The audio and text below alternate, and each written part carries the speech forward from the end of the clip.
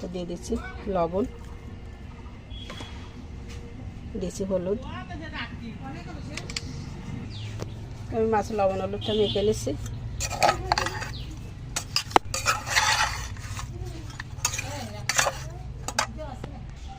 তো ওদের মাছে তো লবণ হলুদ মেখে নিলাম। আর এখন তরকারিগুলো আমি কেটে নেব আর রান্না করবো। এদিকে কচু শাক, এই যে শাক কেটে আমার এটা কিন্তু ফ্রিজে রাখা ছিল, এখন আর কাটিনি।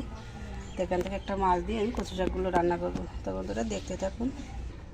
তরকারিগুলো কিন্তু সুন্দর করে কেটে নিলাম।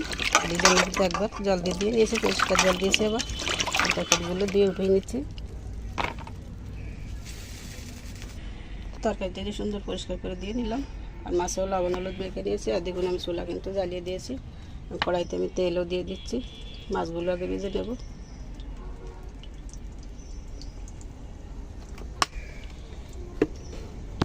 তেলটা সুন্দর গরম হয়ে গেছে। আমি এখন মাছগুলো ভেজে নেব। দিয়ে দিচ্ছি একে একে মাছগুলো।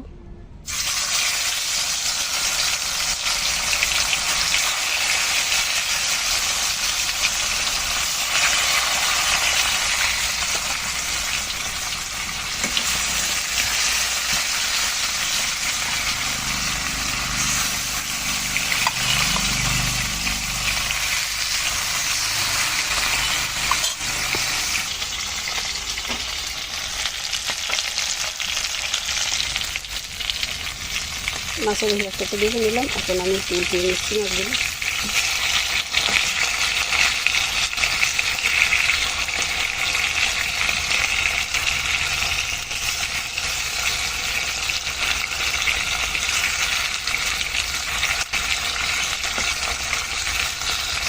সবটাই ভালো করে ভেজে নেব।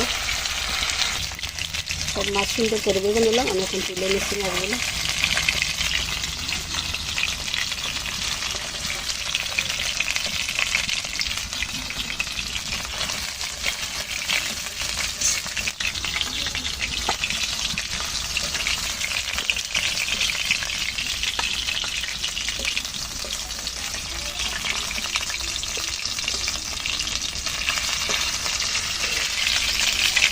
দেখুন বন্ধুরা মাছটা কিন্তু তুলতে গিয়ে বেরিয়ে গেল।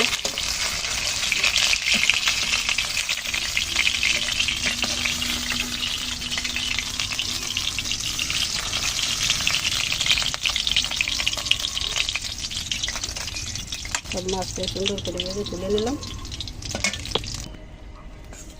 আমি মাছ ভাজা তেলের ভিতরে কিন্তু আবার একটু তেল নিয়েছি। আর তেল তো গরম হয়ে গেছে। এখন ফোড়নে দিয়ে দিচ্ছি একটা শুকনো লঙ্কা, তেজপাতা,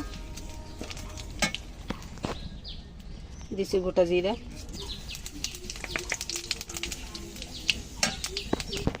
ফোড়ন থেকে সুন্দর একটা সুগন্ধ ছেড়েছে। এখন দিয়ে দিচ্ছি কেটে রাখা কচুরমুখীগুলো।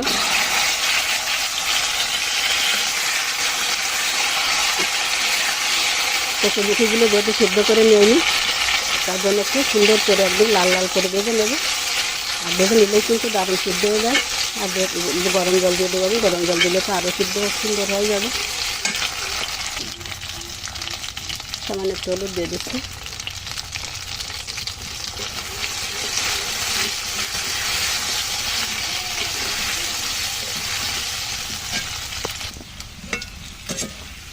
তরকারি কিন্তু আমি একদম লালচে করে ভেজে নিলাম অনেকক্ষণ ধরেই। এখন দিয়ে দিচ্ছি কাঁচা লঙ্কা।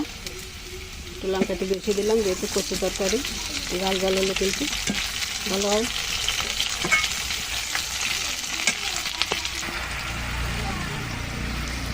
এগুলো গরম জলটা দিয়ে দিলাম। আমি তো অফ ক্যামেরায় দেওয়া ভরে গেল। তরকারিটা দেখুন কত সুন্দর জাল উঠে গেছে। আমি একটু লবণ দিয়ে দিচ্ছি পরিমাণ মতন। দিচ্ছি 1 চামচ হলুদ। কাঁচা লঙ্কা দিয়ে রান্না। তোমাদের তরকারি কালার দেখলেই কিন্তু অনেকটাই ভালো লাগে মনের ভিতর। দেখবেন একদম সাদা মাটা রান্না। তরকারি কিন্তু সিদ্ধ হয়ে গেছে।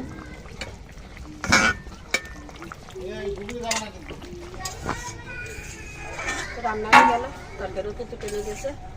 এখন আমি শেষে দিয়ে দিচ্ছি একটু ভাজা জিরা, ধনিয়ার গুঁড়ি 1 চামচ করে মিশিয়ে আমি এখন নামিয়ে নিচ্ছি তরকারি।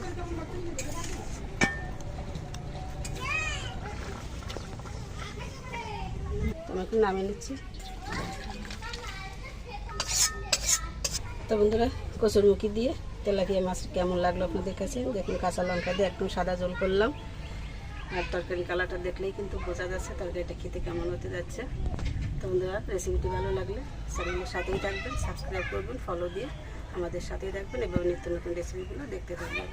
তো সবাইকে অসংখ্য ধন্যবাদ ও নমস্কার জানিয়ে আজকের মতো এই পর্যন্ত রাখছি। তো সবাই ভালো থাকুন, সুস্থ থাকুন।